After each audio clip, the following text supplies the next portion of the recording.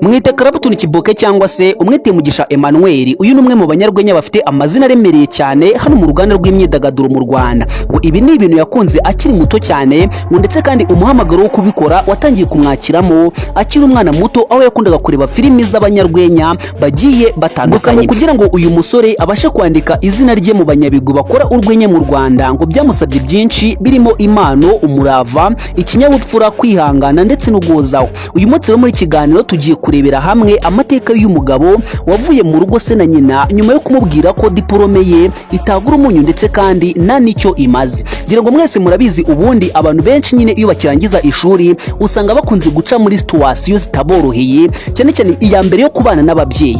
Ngira ngo mwese murabizi rwose yuko iyo umuntu abana n'ababyeyi ari ibintu biba bitoroshye na gatoya. Ro uyu munsi tugiye kugaruka ku mateka y'uyu mugabo bita Clapton Kiboke. Ese byagenze gute kugira ngo ave iwabo? Niba utarubizi rero, nyamuneka uyu munsi ugiye kumenya amateka y'uyu mugabo ukomeye cyane, cyangwa se wenda umaje kwandika izina hano mu Rwanda. Ngira ngo twese turabizi, tukivuga Clapton Kiboke uhita wumva uwo ari we muri Papa Sava. Sibyo gusa kandi Kiboke yakomeje kugenda amenyekana mu zindi filimi zigiye zitandukanye. Ahangaha twavuga nka filimi yitwa Umuturanyi, Icyaremwe Gishya, ndetse no muri komedi abantu benshi bakunze yitwaga Mugisha na Rusine. Rero uyu munsi tugiye kugaruka ku mateka y'uyu musore. Ese yaje kwinjira muri sinema gute? Yaje nyine kuba icyamamare gute kugira ngo twese tube tumuzi, cyangwa se wenda tube tuzi izina rye uyu munsi? Uyu musore ubundi amazina asanzwe yiswe n'ababyeyi ni Mugisha Emmanuel, ariko yamamaye cyane nka Clapton Kiboke mu ruganda rw'imyidagaduro mu Rwanda. Clapton yabonye izuba tariki 13 Ukwakira mu mwaka wa 1988, avukira mu gihugu cya Uganda. Gusa we n'umuryango we baje gutaha mu Rwanda nyuma ya jenoside yakorewe abatutsi mu mwaka wa 1994. Ngo nyuma y'uko rero Kiboke umuryango we ugarutse mu gihugu, cyangwa se ugarutse mu Rwanda, ngo bose bajya gutura mu karere ka Nyagatare anganye ni mu ntara y'Iburasirazuba bw'u Rwanda. Sibyo gusa kandi ngo Kiboke iwabo nyuma y'igihe gito cyane ngo baje kwimuka bajya gutura mu karere ka Gatsibo, anganye ni akaba ari naho yakuriye, cyangwa se akaba ariho yafata nko kwivuza. Ushobora kuba kibazo noneho Kiboke yaba yarize cyangwa ntabwo yigeze yiga. Tugiye kurebera hamwe ese Kiboke yagiye yiga mu bihe bigo, cyangwa se yagiye aca mu yahe mashuri. Rero primaire cyangwa se amashuri abanza Kiboke yize mu kigo cyitwa Nyakayanga Primary School, naho segonderi icyiciro rusange yiga mu kigo cya Kiziguro Secondary School. Iki ni ikigo nyine giherereye mu karere ka Kayonza. Ushobora kuba kibazo noneho Kiboke yaje gukomereza mu kihe kigo? Ubwo nyine yarasoje icyiciro rusange yaje gukomereza mu kigo cyitwa Kagarama Secondary School, niho yasoreje amashuri yiwe. Nyuma y'uko rero Kiboke asoje amashuri yiwe yisumbuye, yaje kuba nyine yakomereza muri kaminuza ya Kigali angabyere mu mwaka wa 2015. ngo gusa Kiboke ntabwo byaje kumugendekera neza, kubera yuko mu mwaka wa mbere yaje kuba yasubika amasomo yiwe biturutse nyine ku bibazo by'umuryango. Ikindi kintu rero gitangaje cyane wamenya kuri uyu musore, ngo nyuma yo gusoza amashuri yisumbuye ngo Kiboke yarariho aganira nasi. Nuko Kiboke rimwe ariyemera abwira sati, rwose ngiye mu bavandimwe banjye ni ngiye umuntu wize amashuri menshi. Nuko papa Kiboke aramusubiza ati, iyo diplome yawe se itagura umunyu, cyangwa se itabasha kugura umunyu ngo natugaburire rimwe, imaze iki? Ngo nuko Kiboke nyine ayo magambo yatekerezo ndetse kandi amubuza amahoro, ahita afata umwanzuro wo kuva mu rugo. Icyo gihe nubwo Kiboke yafashe decision, cyangwa se wenda yatekenze umwanzuro wo kuva mu rugo agashaka uko yaza gushakira ubuzima i Kigali nk'abandi bose. None tugiye kurebera hamwe ese Kiboke akimara kugera i Kigali yaje kwitwara gute, cyangwa se wenda yaje gukora nyuma y'uko nyine amaze kugera i Kigali. Rero icyo wamenya cyo Kiboke yaje mu mujyi wa Kigali ahagana mu mwaka wa 2011, nyuma y'uko nyine se yaramaje kumubwira iryo jambo rivuga ngo ese diplome yawe imaze iki itabasha no kuba yagura umunyu. Kiboke yese afata umwanzuro mu mwaka wa 2011 aravuga ati, nge nanze agasuzuguro, ngomba kuva mu rugo nkagenda nkajya gushaka ubuzima nk'abandi basore. Kiboke rero akimara kugera mu mujyi wa Kigali ngo ntabwo byamworoheye cyane, kuko yuko nyine yisori yahise atangira gushaka ubuzima nyine ahiga uko yabo, cyangwa se wenda ashaka amaramuko. Ikintu cya mbere Kiboke yatangiye gukora mu mujyi wa Kigali, yacuruzaga amagi. Ngo yaragendaga akagura amagi akayateka, yarangiza akayatogosa. None yamara kuyatogosa agashaka umwana akagenda akayacuruza, akaza kumuhereza amafaranga 1,500 ku munsi. Ngira ngo nawe uri kubyumva usori urugendo umuntu aba yaragiye acamo. Ngo nyuma y'uko Kiboke atangiye ubucuruzi bw'amagi, yaje kubona yuko nyine wenda butamutunga, cyangwa se wenda nyine butamubeshejeho mu mujyi wa Kigali nk'uko yabyifuzaga.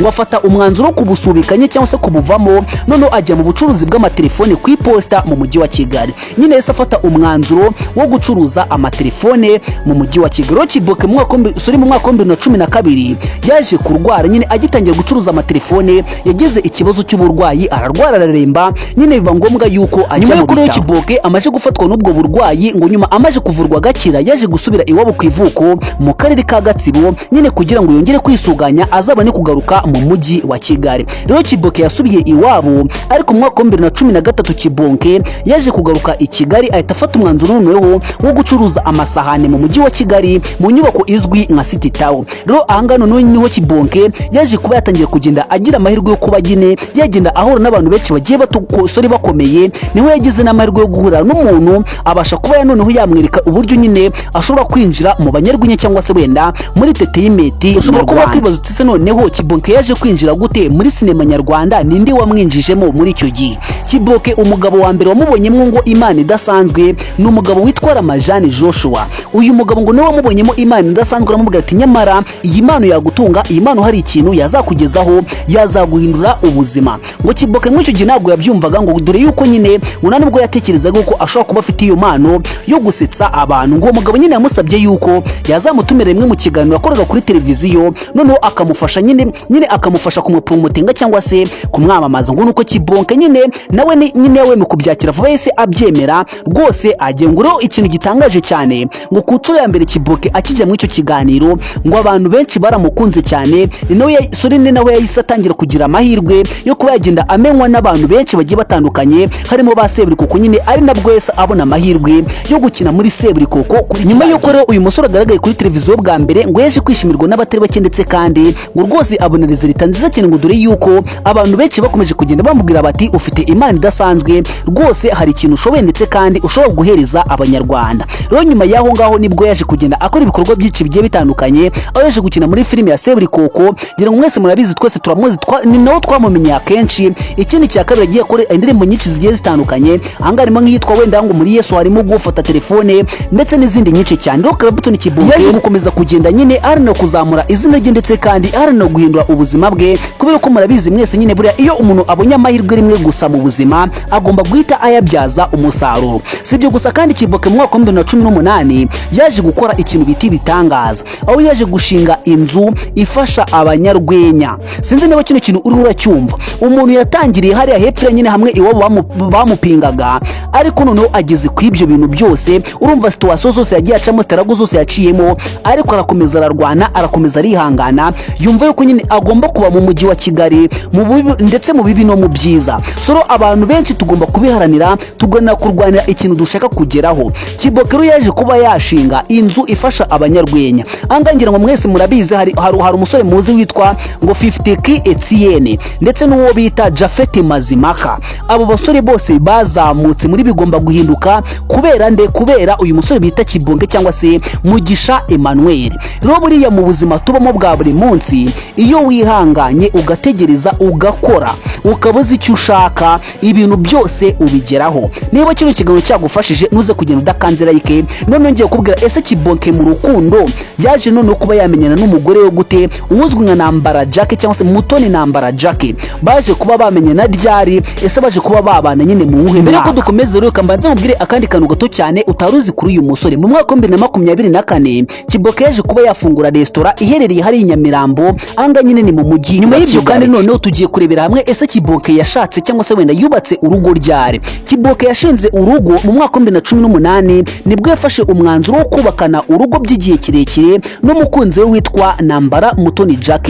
Rero rwose Kiboke yakomeje kugenda avuga yuko uyu nguyu ari we mugore we, ndetse kandi akunda cyane kurenza abandi bantu bose, dore yuko rwose witegereje neza ubuzima bagiye banyuranamo, ubone yuko rwose ari ubuzima bwari bugoye, ndetse kandi wabonaga yuko nyine rwose yafashe umwanzuro yabutekerejeho neza cyane. Kiboke rero akomeza kugenda agira ati rwose umugore wanjye niwe muntu nyine waneye ingabo mu bitugu, ibintu byose nagezeho yambaye hafi, yaranshyigikiraga mu bintu byose nyine nakoraga, yanyerekaga yuko ibintu byose bishoboka. Kiboke rero akomeje kugenda agira ati buriya iyo ufite umugore mwiza cyangwa se ufite umugore ukwitayeho, akenshi nyine urugo rwanyu ruzamwo iterambere. Yarongeye ati ndabyibuka neza rwose umugore wanjye yigeze kungira inama nyine yuko twakimuka inzu twabagamo tukajya mu nzu nini. Ibyo ngibyo byatumye naguka mu mutwe, ndetse kandi bituma nkora cyane kurenza uko nakoraga, bituma buri kintu cyose nakoraga nyihereza agaciro nyine kugira ngo mbone ubushobozi bwo kwishyura ya nzu nziza. Nyuma y'uko Kiboke afashe umwanzuro wo kubana n'umugore we nyine by'igihe kirekire, ubu ngubu bakaba bamaze kuba bagirana